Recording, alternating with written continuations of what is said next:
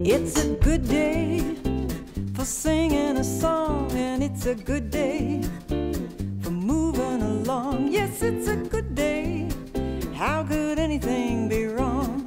Good day from morning till night. I said to the sun, good morning, sun. Rise and shine today. You know you gotta get going if you're gonna make a showing. Bonjour à tous, je suis très heureuse de vous accueillir dans ce nouveau jour de brocante. Cette semaine, je vous invite au cœur de la Normandie à la découverte du patrimoine, de l'histoire et des brocantes de la ville de Rouen.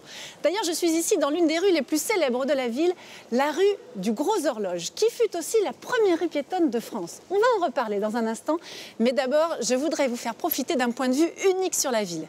Quand on sait que Victor Hugo a surnommé Rouen la ville aux 100 clochers, forcément, ça donne envie de prendre de la hauteur. On y va dans un instant, juste après le sommaire. À quelques encablures du Gros Horloge de Rouen, Delphine Fremologeon, commissaire-priseur, vient tout juste d'ouvrir sa salle des ventes. Dorénavant, elle reçoit une fois par semaine les chineurs de la région pour expertiser gratuitement leurs objets. Et aujourd'hui, elle va devoir démêler le vrai du faux. Ça n'a rien à voir avec Galet, c'est une copie. Mais c'est des vases qui ont été fabriqués en containers entiers, quoi. Nous vous proposons ensuite une pause nostalgie dans un univers sorti tout droit des années 50. Bienvenue chez Patrick.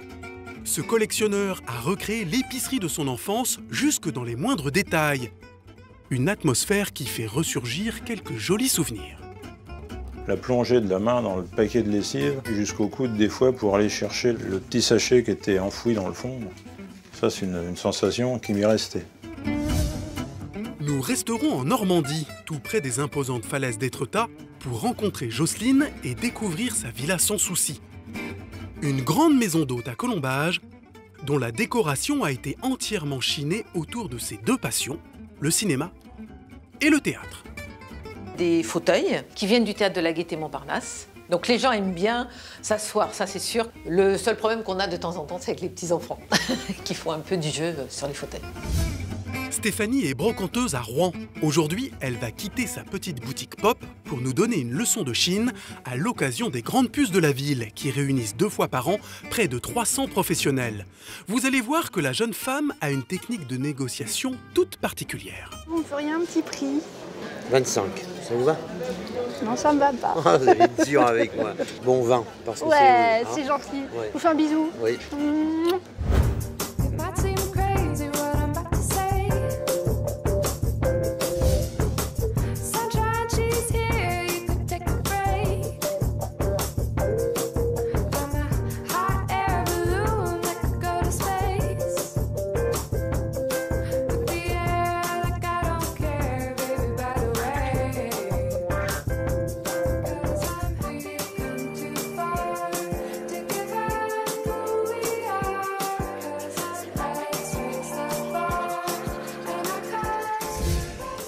Regardez, ça y est, je suis tout en haut du beffroi de Rouen avec Guy. Guy est chargé du patrimoine de la ville. Et je peux vous le dire, c'est une véritable faveur que nous fait Guy aujourd'hui en nous accueillant à cet endroit. Regardez cette vue incroyable que nous avons, la magnifique cathédrale. Et on a plein d'autres églises en fait par ici. Oui, nous sommes effectivement dans une ville où il y a une des plus grandes densités de monuments historiques de France. Et c'est une ville que nous pouvons voir sur notamment une gravure du fin XVIe siècle où on voit la ville aux 100 clochers carillonnant dans l'air, comme disait Victor Hugo. La ville de Rouen a été pendant des siècles, de la période ducale jusqu'au XVIIe siècle, la deuxième ville de France ou la troisième, avec Paris et Lyon. Oui. Et effectivement, il y avait 36 paroisses et des succursales, plus tous les établissements religieux, des couvents, etc., et quelques clochers civils. Donc il y a eu plus de 100 clochers avant la Révolution. Mais après, ça s'est un peu gâté. C'est ça, parce qu'effectivement, là, sur cette gravure, on voit bien un nombre de clochers impressionnant. Pourquoi est-ce qu'il y en a tant qui ont disparu? Il en reste combien aujourd'hui? Il en reste une quarantaine. Ils ont disparu. Donc, d'abord, il y a eu des églises supprimées au moment de la Révolution.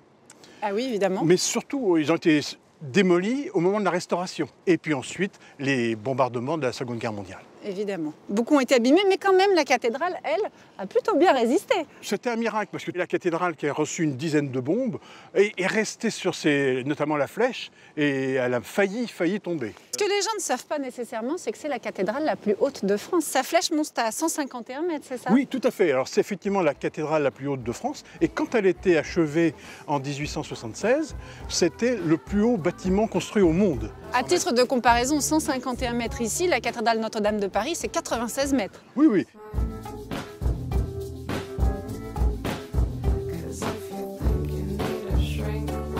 Là, c'est une vue aérienne de la ville qui était prise d'un pont suspendu qui était de ce côté-ci. Oui. Il y a plein d'églises détruites, notamment pendant la Seconde Guerre mondiale. Et là, vous avez ici au centre l'église Saint-Vincent. Celle-ci a été complètement détruite, il n'en reste presque rien. Il n'en reste presque rien, il en reste un porche que nous avons conservé en souvenir de l'église Saint-Vincent. Incroyable.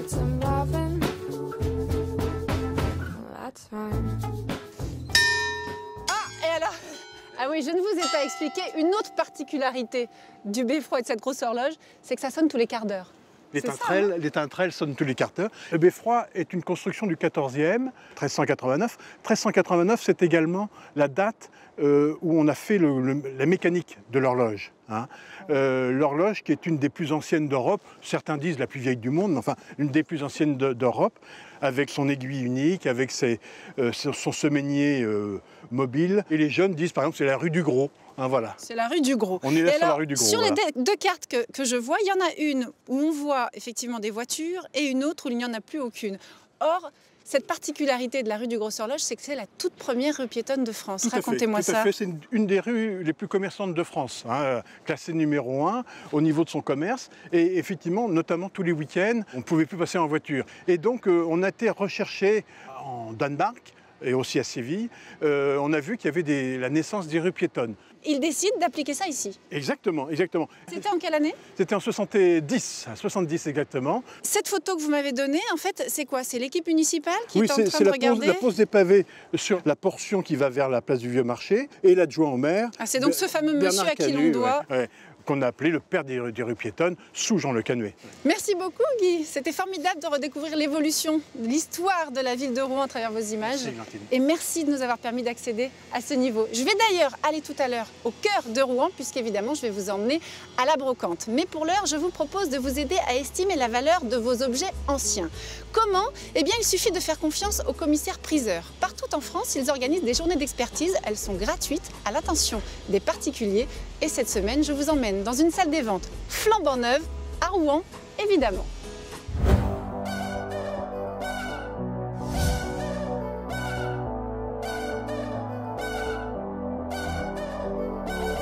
C'est justement à quelques rues du beffroi emblématique de la ville que nous avons rendez-vous avec Delphine Fremont-Lejeune. Commissaire-priseur depuis plusieurs années, elle a récemment ouvert son bureau de vente aux chineurs de la région. À peine est-elle arrivée dans ses locaux que son premier rendez-vous passe par la porte. Une fois n'est pas coutume, il s'agit d'une maman avec ses 2 filles. C'est la plus grande des deux qui a quelque chose à faire expertiser. Oh là là, est-ce que c'est beau? Est-ce que tu sais ce que c'est? Non. C'est un bijou extraordinaire parce que c'est un bijou normand. C'est ce qu'on appelle une croix normande. C'est-à-dire qu'il n'y a que dans cette région-là que l'on trouve des bijoux comme celui-ci. Alors, ça tombe bien parce que moi, j'aime énormément ces bijoux. Je trouve que c'est très émouvant de les voir arriver jusqu'à nous. Ils peuvent être 18e, ils peuvent être 19e. Les Normandes, habillées en costume traditionnel, arboraient ces croix en pendentif les jours de fête. Je pense que c'est de l'or. Elles s'empressent de chercher un poinçon. Mais que je ne vais pas forcément trouver. On trouve souvent une tête d'aigle pour l'or, mais sur ces bijoux-là, c'est souvent absolument pas poinçonné. Et en fait, c'est de l'or un petit peu moins titré que l'or qu'on trouve aujourd'hui sur le marché. Ce qui explique aussi la légèreté de l'objet. Car à l'époque, il n'existait pas encore de normes spécifiques pour mesurer la pureté de l'or. Alors, ce qui est formidable, c'est l'état de cette croix, parce que, en fait, il y a des petits cabossages au dos, mais ça, c'est absolument rien du tout. L'or est en fait travaillé comme de la dentelle. Hein. Et alors, les pierres blanches, à votre avis, qu'est-ce que c'est? C'est quand même la question. C'est quand même la question. Tu te demandes si ce sont des diamants en fait. Je ne sais pas du tout. Voilà. Alors, ce ne sont pas des diamants. C'est ce qu'on appelle de la pierre d'Alençon et qui imitait le diamant. Est-ce que c'est un bijou qui te plaît? Oui, je trouve ça très beau. C'est beau, hein. Ça vaut aujourd'hui un bijou comme ça entre 500 et 1000 euros. Je pensais pas que ça valait ce prix-là. Non, vraiment pas. En revanche, je pensais que c'était des tout petits diamants. C'est ce que j'avais dit, mais bon, voilà. Malgré son importante valeur, pas question pourtant pour la jeune fille de vendre cet objet chargé d'histoire. C'est un objet que je voudrais garder parce que je l'ai eu de ma grand-mère le jour de ma première communion. Donc je considère que c'est un peu un objet de famille. Je te rends ce bien précieux. Merci. Au revoir. Au revoir. Monsieur. Bonjour maître. C'est au tour de ce monsieur, venu lui aussi avec un objet de famille. Je suis venu pour avoir une estimation sur cette pendule qui vient de mes grands-parents, où je n'ai pas trop d'idées sur sa valeur. Le commissaire-priseur va sans doute pouvoir l'éclairer. C'est une pendule restauration, en bronze à patine dorée. Le socle est absolument magnifique, avec tous ces décors de bronze appliqués, repercés. Le décor est un attelage avec une déesse. Ces animaux un peu imaginaires, je dirais, hein, homériques, mythologiques. Passé la beauté originelle de l'objet, son œil d'expert va repérer quelques défauts. Il y a plusieurs difficultés sur cet objet. D'abord, il y a une patine qui me semble différente entre le socle et le sujet. Je pense que ça a été redoré, et de façon un peu malencontreuse, je dirais, parce que c'est une dorure épaisse, pas tout à fait de la même couleur, vous voyez, que le socle. Ça a été comme badigeonné. La pendule ne marche plus, et ça aussi, ça a été redoré. Alors, il y a des petits accidents sur le harnais, voilà, donc ça mériterait d'être restauré. Ce type d'objet, aujourd'hui, subit quand même une décote assez importante. Hein. Vous, ça vous rappelle des souvenirs de votre enfance. Moi, je suis commissaire-priseur et c'est un objet qui me parle. Mais il y a beaucoup de gens à qui ça ne parle plus, ce genre d'objet, parce que c'est un objet 19e. Aujourd'hui, les gens posent peut-être moins facilement un objet comme ça sur leur cheminée. Donc, on a aussi le phénomène de l'offre et de la demande. Et je l'estimerais entre 6 à 800 euros. Ce monsieur va se laisser le temps de réfléchir avant de laisser son horloge aux enchères. Il repart cependant content de l'expertise. L'intérêt de l'expertise, justement, c'est de montrer que là, il y a eu du repeint, qu'il y a des manques, il manquait des aiguilles sur le... Enfin, tout un petit détail qui font que l'estimation peut varier. Voilà, mais dans l'ensemble, je suis satisfait. Place à ce particulier. Bonjour. Venu lui aussi avec une pièce issue de son patrimoine familial. Je vous ramène un petit vase en fait. Oui, très bien. Que j'ai récupéré chez ma maman qui est malheureusement décédée. Et j'aimerais avoir votre avis par rapport à l'authenticité de cet objet en fait. C'est un vase de Gallet, mais... Ce monsieur a un petit doute. Et après un rapide coup d'œil, Delphine Fromeux-Lejeune va avoir le même. Alors effectivement, cela ressemble à un vase de Gallet, puisque nous avons la forme, le décor gravé à l'acide, avec ce côté très naturaliste spécifique à Gallet. Il est signé. Simplement, il y a un élément qui attire tout de suite mon attention, c'est que nous avons une mention ici indiquée type, TIP, et ça, c'est pas bon signe. Généralement, sur les copies, on trouve ce indiqué type, ça matérialise justement la copie. Sauf que parfois, ça, c'est gratté, c'est meulé. Là, on l'a. C'est une fabrication des années 80, donc ça n'a rien à voir avec Gallet. C'est une copie, mais c'est des vases qui ont été fabriqués en container entier, quoi. Une fois le verdict tombé, tous les éléments viennent appuyer son expertise. Surtout la translucidité de la pièce, le décor un petit peu... Un peu terne, peut-être. Un peu terne, exactement. Et vous voyez, il y a autre chose, c'est que le fond du vase ne doit pas se présenter comme ça, il doit être beaucoup plus creux. Et là, on a un vase complètement plat. Émile Gallet, grand verrier du début du XXe, a été un artiste si prolifique qu'il en est devenu un incontournable de la salle des ventes. Malheureusement pour ce vase... En fait, je ne peux même pas vous donner de valeur parce que il n'est pas possible de le commercialiser. Vous voyez, on ne peut pas remettre sur le marché. En tout cas, j'ai pas de chance pour ce vase. Non, malheureusement, c'est un vase qui est à côté. Bon, on va le garder en fait, puisqu'il n'y a pas moyen de le vendre. C'est vrai que le vase est beau. Oui. Le vase est beau en soi, il est en parfait état. Mais effectivement, il vaut mieux le garder plutôt que de le remettre sur le marché. L'important, c'est de ne pas les acheter en pensant que c'est un vrai galet. Et peut-être que ma maman s'est fait avoir, en fait. Peut-être, voilà. Ça, on ne saura pas si, effectivement, elle l'a acheté pour être un galet ou si elle l'a acheté comme un objet de décoration. Au revoir, monsieur. Écoutez, au revoir, merci à vous. Le travail du commissaire-priseur consiste souvent à démêler le vrai du faux. Delphine Fremont-Lejeune va devoir à nouveau être vigilante pour le prochain objet apporté par cette Rouennaise qui attend sagement son tour. Alors, qu'est-ce que vous m'avez amené? Quelque chose de très régional, je pense. Alors oui, il s'agit d'un pichet en faïence. C'est tout à fait dans l'esprit normand, dans l'esprit de Rouen. Alors avec un décor et une allégorie au cidre, parce que c'est un pichet à cidre. On voit effectivement le personnage qui a l'air assez joyeux et qui danse avec son verre et sa carafe. Et au dos, nous avons une signature, Jean Nier, en 1734. Malgré cette date, le commissaire-priseur doute de l'authenticité de l'objet, notamment à cause de la qualité du dessin.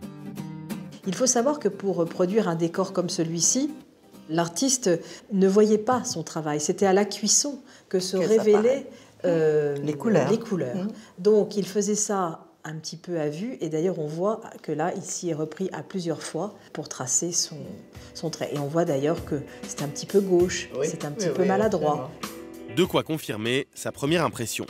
Bien que soit indiqué ici la date 1734, nous ne sommes pas du tout sur un objet 18e. Non, je pense pas. Nous sommes sur une copie, en fait, du 18e et qui a sûrement été faite au 19e. Pour cette copie d'époque, quelle sera donc l'estimation de Delphine Fremont-Lejeune?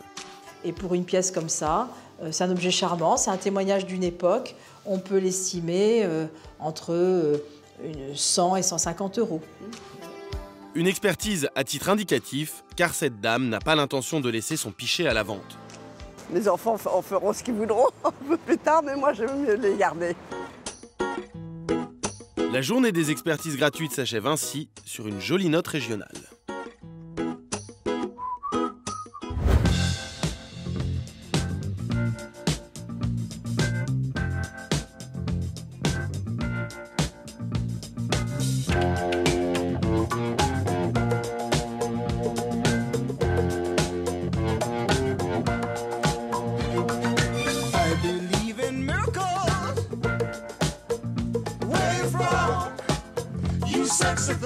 Sexy thing, you. I believe in miracles. Since you came along, you sexy thing. Si vous aussi vous arpentez régulièrement les brocantes, vous avez certainement constaté comme moi le retour inattendu d'un des symboles des années 50, le formica. On a tous connu les tables en formica dans les cuisines de nos grands-mères. Eh bien Stéphane, lui, en a fait sa spécialité dans la petite brocante qu'il tient à quelques pas d'ici. On y va.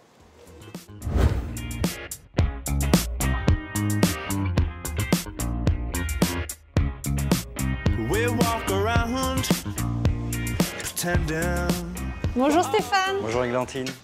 Dites-moi, dans une boutique qui s'appelle Dalala Vintage, vous ne pouviez pas faire l'impasse sur le formica? Ah mais aujourd'hui, tous les objets, les mobiliers sont très recherchés par les chineurs. Alors, je vois que vous en avez effectivement de toutes sortes ici. Il y a une chose que vous ne savez pas et que Stéphane va nous expliquer, c'est que pour nous tous, le formica, c'est un matériau, mais c'est une marque au départ. C'est une marque au départ, c'est deux ingénieurs américains qui, en 1913, cherchent à remplacer le mica, qui était utilisé à l'époque comme un isolant électrique. Ils ont une superbe idée, ils prennent des feuilles de papier kraft, on en a un exemple là, ils injectent à l'intérieur de la mélamine et ils créent ainsi le formica. Ah, à la place du mica. Le formica, à la place du mica. C'est simplement du papier kraft et de la mélamine, donc. Compressé à chaud. Et c'est pour ça que c'est très léger et pas cher. Et pas cher. Alors, le formica, ça a commencé, si je ne me trompe pas, par les tables en cuisine. On recherchait vraiment la fonctionnalité dans les années 50. Et donc, ce matériau moderne, joyeux, coloré, va effectivement être utilisé essentiellement au départ dans la cuisine avec toutes les chaises. Oui. Comme on le voit aussi sur cette publicité des années 50, où on voit la ménagère dans son intérieur fonctionnel. Comme on a également, voilà. Je repère ça, voilà, on voit bien la cuisine complète. Hein. Les publicités, par exemple, j'ai, tu as, nous avons un intérieur formidable en Formica. Oh là ça va se démocratiser et apparaître dans tous les éléments de la maison. Mon fils a des dons véritables pour faire une palette de sa table, sous l'œil attendri de mon mari, qui dit je vais chercher mes outils. Voilà outils, voilà outils. Armé d'une scie à pot de colle, il découpe, pose et fignole un beau panneau de revêtement en 2 temps et 3 mouvements. Mon Dieu, quel bonheur d'avoir un mari qui bricole. Mon Dieu, quel bonheur d'avoir un mari bricoleur. C'est formidable, c'est formidable. On a effectivement les chaises, les tables de cuisine, les dessous de plat. Dessous de plat. Ça, je connaissais moins. En petit format comme ça, ouais, c'est moins courant. Et alors, vous avez aussi des horloges. Voilà, la classique pendule en Formica. Un bureau d'écolier également. Alors effectivement, le Formica, c'était pas que dans les intérieurs des particuliers, mais c'était aussi chez les médecins, dans les usines, dans les réfectoires, et dans les réfectoires notamment des écoles. Viens, petite fille, dans mon comics, viens faire au début la verre des whip, des clip, crap, bang, développe des zip, shibam, pow, plop, whiz. Je distribue les C'est l'élément phare de la décoration des années 50, donc il va aller dans toutes les pièces de la maison. Ça m'amuse beaucoup. Mais voilà, par exemple, le porte-plantes en Formica, on voit là qu'il a plusieurs couleurs et même des motifs. Oui, on dirait du faux marbre, là. On dirait du faux marbre. Il va y avoir du faux marbre, du faux bois, il va y avoir des sérigraphies, comme on a par exemple sur le très joli plateau qui est là, avec des motifs, et recto verso.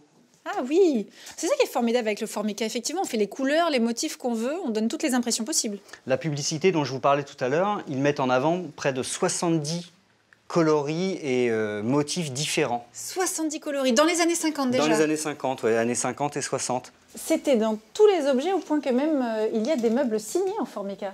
Il y a énormément de meubles signés et tous les grands designers vont s'emparer du Formica, et ce, dès les années, fin des années 40. Il y a Jean Prouvé, il y a Charlotte Perriand qui l'ont fait. Alors par exemple, pour Jean Prouvé, on a son bureau compas de 1948.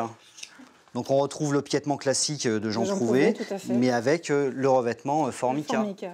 Alors, c'était très moderne à l'époque, et surtout tout le monde l'avait parce que c'était pas cher. Est-ce qu'aujourd'hui, on achète encore du Formica pas cher ? On achète encore du Formica pas cher quand il s'agit de Formica de cuisine, on va dire, ou de Formica pas signé. Donc vous voulez dire que les chaises, là par exemple, ces petites chaises, on les vendrait à quel prix ? Alors celles-ci, elles ont une particularité parce qu'elles sont bicolores, ce qui ne se faisait pas à l'époque. Donc ça c'est vous qui avez fait ça. Exactement. Donc si on prend une chaise plus classique, comme celle-ci, on va être à une trentaine, quarantaine, voire cinquantaine d'euros selon le motif. C'est pas cher du tout et c'est en très bon état. Ouais. Mais alors, on a toujours dit que c'est très pratique, ça a commencé dans les cuisines et pourtant le Formica, ça craint l'eau. Ça craint l'eau, ça craint l'humidité parce que comme on a dit, c'est du papier, c'est du craft. C'est parce que c'est très fin. Et c'est très fin et le craft qui est en dessous prend rapidement l'humidité et en plus, c'est très souvent plaqué sur de l'aggloméré qui n'aime pas du tout l'humidité et l'eau. Donc quand on renverse de l'eau dessus, ah non, ça va, il n'y a pas de souci. Mais il ne faut pas laisser traîner longtemps. Il ne faut pas laisser traîner, c'est surtout si c'est laissé dans une cave ou à l'extérieur, etc. Et là, ça va boire, voilà.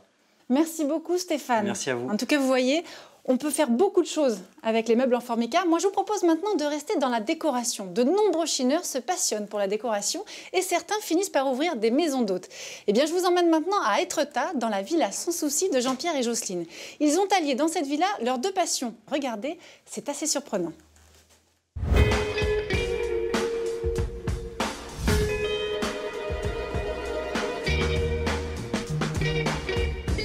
Nous sommes à Étretat, à quelques mètres des fameuses falaises.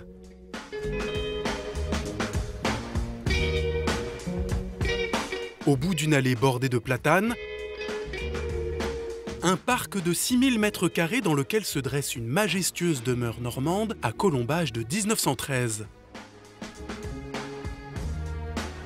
C'est ici, à la Villa Sans Souci, que Jean-Pierre et Jocelyne ont choisi d'ouvrir leur maison d'hôtes qui accueille les visiteurs depuis une vingtaine d'années. Bonjour. Ça va? Ça va? Ah, Sacha, salut. bonne route. Bonjour. Cette maison, on l'a trouvée parce qu'on connaissait déjà Étretat. On a toujours eu envie d'ouvrir une maison d'hôtes parce qu'on aime être entouré de gens, on aime communiquer. Notre maison est très ouverte. Passionnés de cinéma et de théâtre, Jocelyne et Jean-Pierre ont glané au fil du temps des objets chinés dans ces univers.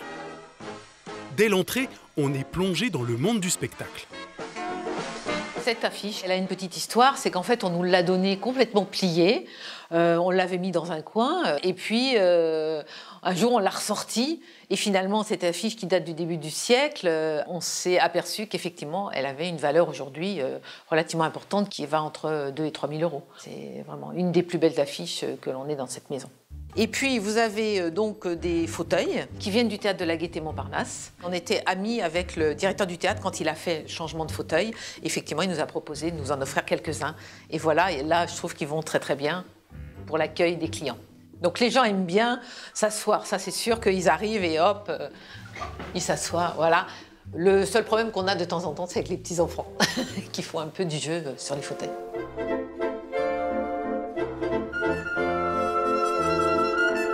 Dans toutes les pièces, les objets ont été chinés, y compris dans le salon et la salle à manger. Mais leur passion du 7e art prend toute son ampleur à l'étage. Pour la découvrir, place d'abord à la montée des marches. Moteur, ça tourne. Au premier étage, chaque chambre est une immersion dans l'un des 5 films préférés de Jocelyne et Jean-Pierre. Quand vous arrivez dans une chambre, vous avez toujours l'affiche du film. Enfin, on essaye de coller au maximum à l'époque et à toute la déco du film aussi. Dans certains lem shows, c'est une blonde mythique qui accueille les hôtes, l'unique Marilyn Monroe. On a voulu donner un côté très glamour, d'abord avec le rose, des objets chinés, dont cet ensemble de fauteuils avec le canapé. Ça, c'est les années 50, donc c'est du Sky. Pour coller au thème, Jocelyne a soigneusement chiné ces objets selon leur couleur ou leur époque. Mais elle leur a donné surtout une place qui ne doit rien au hasard. Vous avez ensuite un miroir vénitien, comme vous pouvez le remarquer, qui a été placé juste en face de l'affiche du film et qui, lui, nous a coûté à peu près autour de 1 500 €.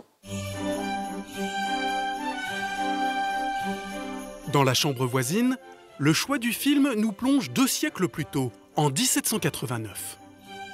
Donc vous êtes ici dans la chambre L'Anglaise et le Duc.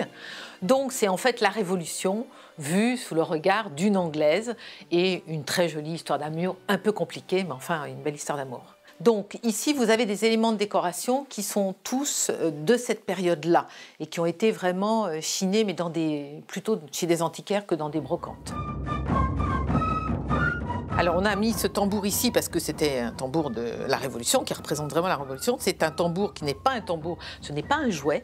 Mais malheureusement, il y a eu quelques-uns de nos hôtes qui ont un peu, peut-être un peu trop tapé sur le tambour et ce qui l'a un petit peu abîmé. Mais bon, on part du principe que les objets doivent vivre. Un mobilier qui semble tout droit sorti du film. Jocelyne a même poussé le détail jusqu'à changer le lavabo de la salle de bain. Nous avons chiné ce magnifique lavabo ancien en faïence blanche et avec des fleurs bleues. Et on a beaucoup de clients qui effectivement nous appellent dans la chambre parce qu'il y a toujours un problème de bombe. Parce qu'en fait, là, c'est fermé et il faut juste soulever pour que l'eau puisse s'évacuer. Voilà. On a chiné ce lavabo à Paris, chez un spécialiste des lavabos anciens. Et ensuite, on l'a inséré dans un plan de machine à coudre ancienne. À l'étage, les amateurs de films policiers sont invités à résoudre une énigme, celle du mystère de la chambre jaune. Ici, vous êtes dans un univers polar. Donc avec un jaune claquant. Vous avez une déco assez rétro. On a trouvé cet objet, ça a été étonnant, devant chez nous. Ça m'a rappelé tout de suite Arsène Lupin quand il allait voler et qui se cachait dans des horloges. Et effectivement, vous avez cette horloge où on pourrait peut-être se cacher aussi. Alors là, nous avons mis des livres qui sont tous des romans policiers. Donc pour continuer dans la série policière, vous avez ce téléphone des années 50 qui me fait penser à un téléphone de commissaire. Pourquoi, je ne sais pas, peut-être parce que j'ai dû le voir dans des films, et qui appartenait aux parents de Jean-Pierre qui avaient un bistrot dans Paris. Mais une maison dédiée au cinéma ne serait rien sans sa salle de projection. Jean-Pierre n'hésite jamais à proposer à ses hôtes de s'installer pour regarder quelques vieux films. Il a plusieurs voitures, Spellman. Il va pas rouler en trottinette avec le pognon qu'il gagne. Ça, c'est dans le... De quoi avoir la garantie de passer de bons moments à la villa sans souci.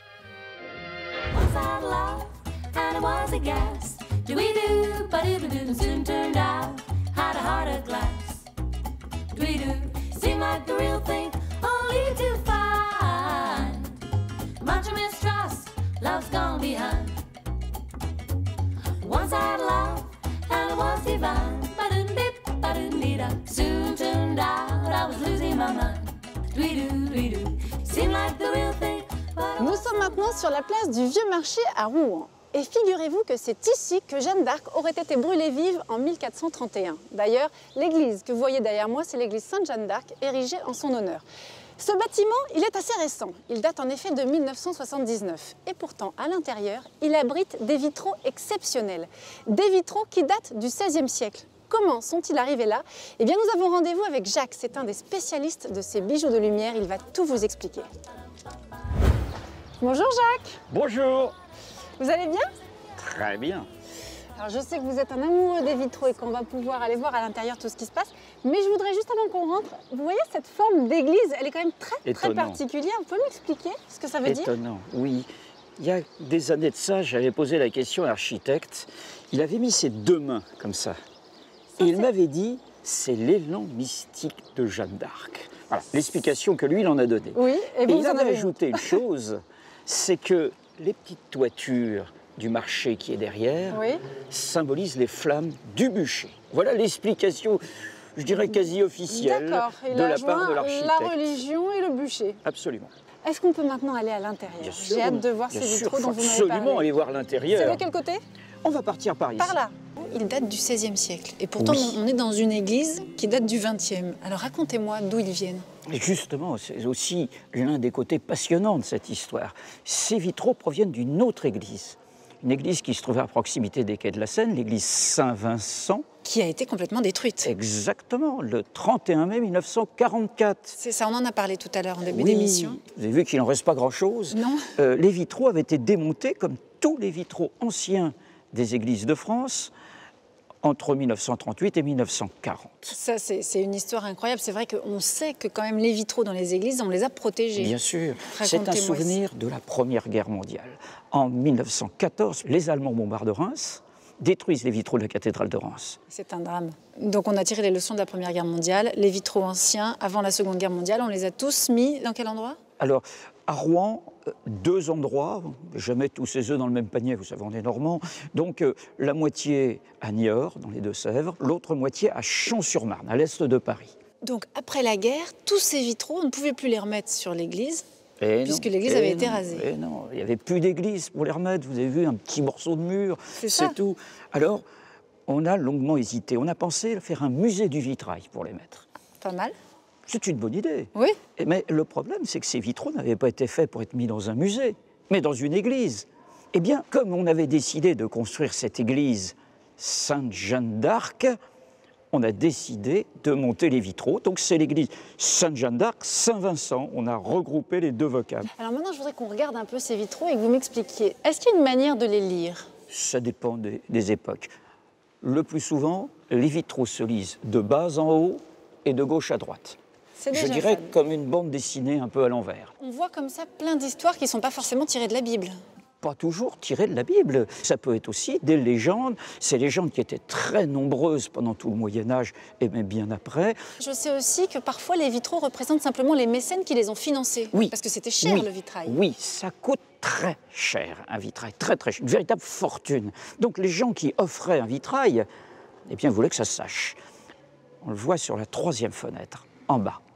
Vous avez, de part et d'autre du panneau central, d'un côté le donateur, suivi de deux de ses fils, et De l'autre côté, vous avez son épouse avec ses 3 filles. Une affaire de famille. C'est ça. Et donc, à l'époque, c'était une façon de montrer sa propre générosité. En tout cas, Jacques, c'est un plaisir de vous écouter nous raconter comme ça les vitraux. Vous avez l'œil qui pétille, on sent cette passion. N'oubliez pas, Rouen gagne vraiment à être connu. Je crois qu'on l'a compris. Merci beaucoup. Voilà, vous au restez revoir. encore un petit et bonne peu. journée, au revoir. Oui, profitez du spectacle. Au revoir, merci. Au revoir.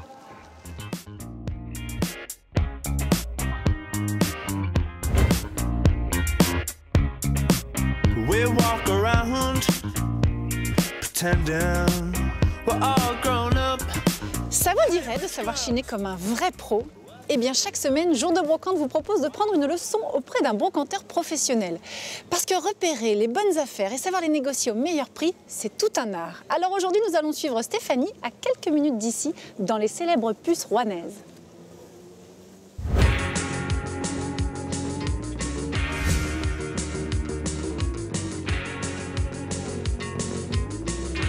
Nous restons dans la cité médiévale.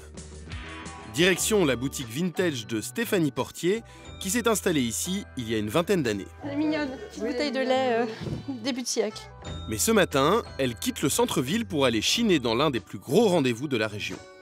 Aujourd'hui, je vais aller aux Puces Rouennaises. C'est un grand rassemblement de brocanteurs qui a lieu 2 fois par an, que j'aime bien. Il y a évidemment des gens du coin qui viennent exposer, mais c'est national et même international. Il y a des Anglais, il y a des gens de partout, c'est varié, il y en a pour tous les goûts, c'est éclectique. J'espère toujours trouver une merveille qui m'enchante, que je vais garder pour moi ou que je vais revendre. Les merveilles, comme les appelle Stéphanie, ce n'est pas ce qui va manquer aujourd'hui. Car cet événement, abrité dans les halles du Parc Expo, accueille pour le week-end quelques 300 brocanteurs venus avec des milliers d'objets. De quoi faire tourner la tête de bien des chineurs, mais pas celle de Stéphanie. Quand on arrive dans une foire à la brocante comme ça, on ne pourra pas voir tous les objets. Donc, je pense qu'il faut faire l'abstraction de ça et aller vers ce qui nous intéresse. Je cherche de l'industriel, je cherche de l'objet du XXe siècle, je cherche de l'objet de charme, de brocante, mais il faut aussi y rêver et se laisser aller. Et à peine arrivée, ça c'est mignon. La brocanteuse craque sur cette assiette à bouillie des années 50. Je le reconnais au trait du dessin. C'est des calcomaniés, c'est rehaussé à la main avec un petit chat souriant, les petits poussins, tout le décor est planté. On représentait beaucoup les animaux dans les années 50. Ces assiettes étaient souvent fabriquées en porcelaine. La maman la remplissait d'eau bouillante pour tenir la bouillie au chaud. Alors l'or est un petit peu estompé. Elle a dû faire le tour de la famille, cette petite assiette. Je pense qu'elle a beaucoup servi et c'est ça que j'adore. J'aime bien tout ce qui a trait à l'enfance et à une sorte d'insouciance et de fantaisie qui plaît aussi à mes clients. Des collectionneurs qui seront prêts à s'offrir ce petit objet de famille.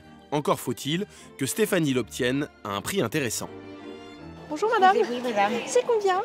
C'est marqué 20 €. Et vous me feriez un petit prix? 15 €? Si vous voulez. Oh, c'est gentil, ça me fait plaisir. Je vous aime. C'est parti. Il faut être réactif en brocante. Quand on voit un objet, il ne faut pas tergiverser. S'il est au bon prix, je vais pouvoir faire une marge, je l'achète. Je n'attends pas. La brocanteuse pourra espérer vendre cette assiette une bonne trentaine d'euros. Elle continue sa chine dans l'univers de l'enfance. La petite cuisine reconstituée qui était faite dans les années 50 pour les enfants sages. Elle va jeter son dévolu sur ce jouet. Une petite balance de cuisine typiquement française. C'était Unifrance qui les fabriquait. On donnait le jouet quand on achetait la grande balance. Dont le jouet est la réplique presque identique. Ça, c'est de la tôle, c'est du laiton, c'est une petite peinture émaillée. Il y a le souci du détail. C'était la graduation qui était utilisée dans les années 50 aussi dans les épiceries. Le fait qu'elle pèse ou non était purement symbolique. On l'aime ou on ne l'aime pas comme ça, mais il faut la laisser vraiment dans son état.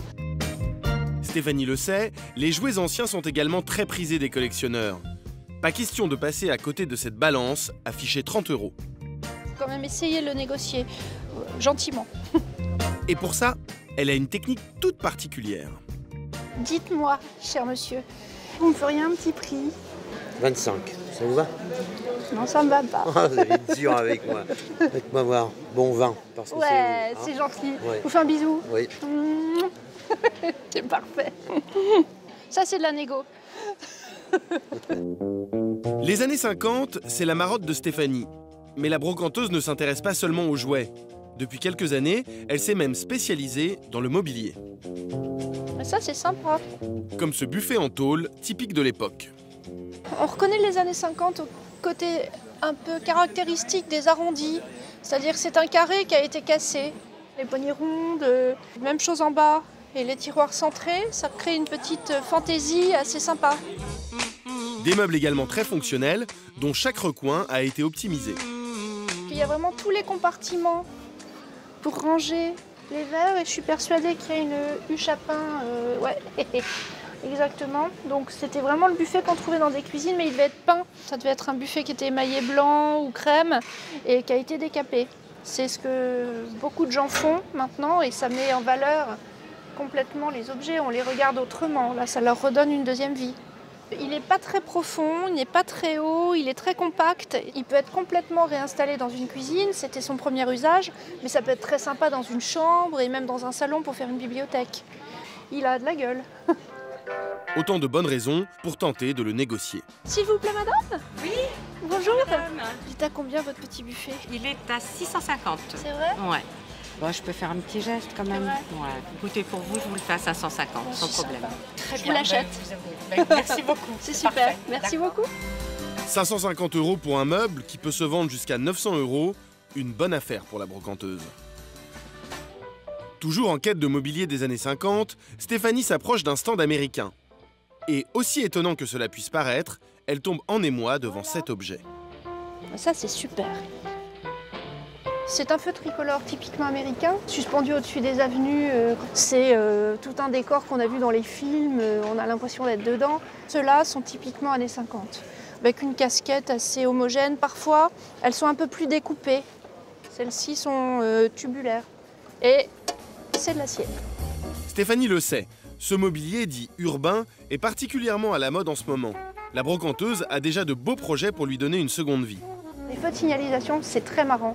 Ça fait des lampadaires, un peu réhabilité évidemment, je vais le restaurer. Ça va donner un objet fini formidable. On se fait plaisir et ça va être utile. Pour cela, il faut le chiner en bon état. Il faut absolument que les feux ne soient pas cassés, c'est important. On ouvre, là le réflecteur qui est propre et qui n'est pas cassé. Le verre est chouette, c'est un verre teinté en plus, bel état. Et surtout, il y a les 3 couleurs, ce qui est mignon. C'est bleu, en plus c'est sympa, ça change par rapport à nos couleurs françaises. Mais combien faudra-t-il débourser pour s'offrir cet objet de brocante insolite? Il est affiché 200 €. Ce ne sont pas des objets qu'on voit souvent, voire même jamais. Entre 170 et 230, c'est raisonnable. D'ailleurs, je vais le prendre. La brocanteuse ne négocie même pas, car elle sait qu'une fois restaurée, elle pourra en tirer le double. C'est donc une belle journée de Chine qui s'achève.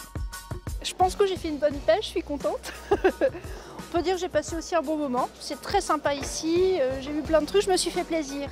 Et un conseil que je peux vous donner, c'est d'en faire autant. Chinez bien et faites-vous plaisir. Une chose est sûre, Stéphanie ne manquera pour rien au monde la prochaine édition des Puces rouennaises en septembre prochain.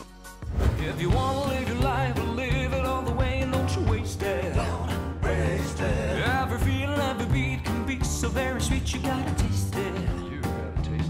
You gotta do it. You gotta do it your way. You gotta prove it. You gotta mean what you say. You gotta do it. You gotta do it your way. You gotta do it. Life's a party, make it hot. Dance, don't ever stop, whatever rhythm. Yeah, rhythm. Every minute, every day. Take them all away. You gotta live them. À Rouen, tous les jeudis matins, les professionnels de la brocante déballent sur cette petite place où je me tiens, la place des Emmurés, où se trouve une très jolie petite brocante. Évidemment, j'ai déjà fait mon tour et j'ai déjà repéré un objet mystère. Vous connaissez la règle du jeu, je vous le montre. Vous devez réfléchir, trouver de quoi il s'agit. Cet objet mystère, le voici. Regardez bien, un petit objet en bois, mobile. À quoi peut-il bien servir ? Je vous laisse réfléchir. Je vais commencer à poser la question autour de moi. Et la réponse, c'est tout à l'heure. La cuisine, c'est à peu près, donnez-moi une indication. Alors non, ça n'est pas du tout dans la cuisine. Mais en tout cas, c'est un objet qui sert au quotidien. C'est érotique. Non, c'est pas érotique. C'est pas pour une fenêtre? Pour une fenêtre? Non, pas du tout. Je peux toucher? Allez-y, oui, bien sûr.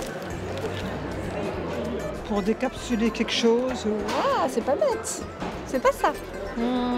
Dans notre vestiaire, à nous les femmes, souvent. Parce que celui-là est très fin. Ça vous aide pas. Je vais vous donner un indice, regardez, ça fonctionnait par paire. Est-ce que ça va vous aider? Pas mieux? C'est ancien? C'est ancien, oui, je pense, oui, c'est pas récent. Exactement. Aujourd'hui, on s'en sert. Hein. On s'en sert encore? Pas de cela, on utilise des objets plus modernes, mais la fonction est la même. Je vois pas du tout. Vous savez me le dire? Aucune idée? Non. Je vais pas vous répondre moi tout de suite, mais je vais aller retrouver maintenant la brocanteuse qui me l'a prêté, qui nous expliquera exactement d'où ça vient. Ça vous donnera la réponse. Ah, d'accord.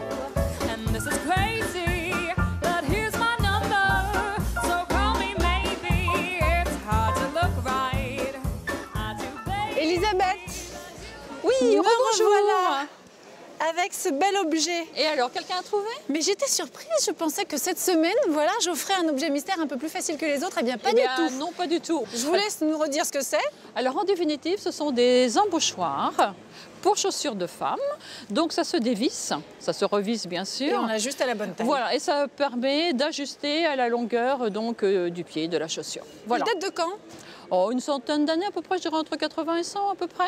Et c'est vrai que c'est un modèle qui n'est pas commun, dans le sens que les embauchoirs, que l'on voit d'ailleurs maintenant en plastique, avaient une forme beaucoup plus large, beaucoup plus arrondie et pouvaient écarter. Et en définitive, celui-ci, c'est plus pour le prolongement de la chaussure que pour écarter l'intérieur de la chaussure. Quand on trouve une paire comme ça, vous l'estimez à quel prix si on veut la chiner? Oh, 10, 15 euros, une dizaine, je pense. Très accessible. Oui, c'est tout à fait accessible, tout à fait. Merci beaucoup, Elisabeth. Juste un mot, pourquoi est-ce qu'ici, ça s'appelle la place des Emmurés? Alors, la place des Emmurés, c'est parce que tout simplement c'était un couvent avec des religieuses et elles ne sortaient jamais, jamais, jamais. Oh, les pauvres Emmurés. Les Emmurés, voilà. Merci beaucoup, Elisabeth. Merci de votre visite et bonne journée à vous. Bonne journée. Merci. Je vous propose maintenant de faire une pause aussi délicieuse que colorée. Est-ce que vous vous souvenez de l'épicerie dans laquelle vous alliez acheter des bonbons quand vous étiez enfant? Eh bien, Patrick, lui, a décidé de faire revivre ses souvenirs. Il a recréé exactement l'épicerie de son enfance, celle des années 50. De quoi raviver de très belles choses chez tous les gourmands qui sommeillent en nous. Regardez.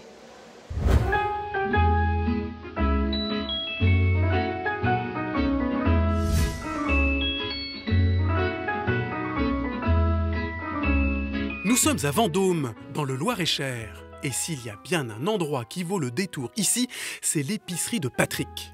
Dans le fond de son jardin, il a recréé une boutique des années 50. Et quand il passe le seuil de son antre, Patrick ne laisse aucun détail au hasard. Bon, et bien voilà, mon petit domaine, la petite boutique, qui représente à peu près une trentaine d'années de Chine, pour reconstituer une épicerie à l'ancienne. Une épicerie comme il en a existé longtemps dans les campagnes. Vous trouviez de tout, puisque c'était des fois le seul commerce qu'il y avait dans le bourg. C'était une ambiance qui était plus familiale, plus conviviale, puisque l'épicier connaissait ses clients. C'est les gens qui venaient là régulièrement, voire même tous les jours pour boire un petit coup quand il y avait la buvette à côté. Où on s'informait des potins du quartier ou du village. Si dans les années 50, les libres-services commençaient tout juste à fleurir dans les villes, à la campagne, l'épicier était encore très sollicité, car la plupart des ingrédients s'y vendaient au détail. À l'époque, vous aviez donc les sacs en papier qui servaient à l'épicier pour vendre ses produits en vrac. Ce genre de sac, on en trouve, je vais dire rarement, mais quand on en trouve, c'est souvent en lot. Généralement, c'est 1 à 2 euros le lot de 5 ou de 10. Et dans le lot, il y en a un que Patrick affectionne particulièrement. Celui-ci, c'était pour un café Le Chineur. Le Chineur, c'est un peu ce que je suis, puisque je parcours les brocantes tous les dimanches. Et en plus, sur ce sachet, on peut voir un camion qui s'appelle un 1000 kg Renault. C'est le type de camion que mon père utilisait pour faire ses tournées. Car ses parents étaient épiciers. Et de temps en temps, son père faisait des livraisons à domicile. C'est ce qui a bercé un peu mon enfance, puisque de temps en temps, j'allais en tournée avec lui. Et ce 1000 kg-là, moi comme mes frères, on l'a bien connu. Comme vous pouvez le constater, j'ai des circonstances atténuantes parce que je suis tombé vraiment tout petit dedans. En refaisant cette boutique, je pense que j'ai essayé de recréer un petit peu ce que j'avais dans mes souvenirs, les années de jeunesse, les années de bonheur, d'insouciance. De sa jeunesse, Patrick a conservé le souvenir des bonbons que les enfants achetaient avec la monnaie des courses, mais aussi des petites surprises que réservaient certains paquets de lessive. Les petits cadeaux, comme ici, un jouet qui à l'origine était emballé sous plastique pour être enfoui dans le paquet de lessive. La plongée de la main dans le paquet de lessive, jusqu'au poignet, jusqu'au coude des fois, pour aller chercher le petit sachet qui était enfoui dans le fond. Ça, c'est une sensation qui m'est restée. Ce paquet est plein. On les trouve assez souvent pleins parce que les ménagères faisaient un petit peu de stock. Enfin, on avait quelques-uns d'avance. Quand il était plein, forcément, il était conservé. C'est comme ça qu'on les trouve plus souvent pleins que vides dans les brocantes. Et avec un peu de chance, on peut encore y trouver des jouets. On se demande un petit peu ce que c'est, et en fait, c'est un verre de camping. Bonux, c'était la marque, je vais dire, la plus connue pour ses cadeaux. Et il est né une expression par la suite, tu as eu ton permis dans un paquet de Bonux. À savoir que tu ne sais pas conduire, mais on te l'a donné en cadeau. Ces lessives, Patrick les aime aussi pour leur couleur, car il est un mordu de la publicité et du graphisme de cette époque. Toute vraie maman n'a qu'un souci, c'est la santé de ses chers petits. Dans ce but, elle les nourrit. À la bonne margarine a dit oui, oui, c'est moi qui vous le dis. Le thermogène engendre la chaleur et combat tout rhumatisme et point de côté. Tout un programme. C'est marrant, le petit bonhomme crache du feu, là, c'est un personnage de bande dessinée presque. Ça devait être 2-3 francs, quelque chose comme ça. Des boîtes assez courantes que les ménagères gardaient précieusement. C'est le genre de boîte qui était réutilisée quand le produit n'était plus dedans pour y mettre des vis ou les dames des boutons. Donc on retrouve ça dans les vide-greniers. À travers son épicerie, Patrick conserve la mémoire d'une époque qu'il prend un plaisir fou à transmettre à son petit-fils tout en jouant à la marchande.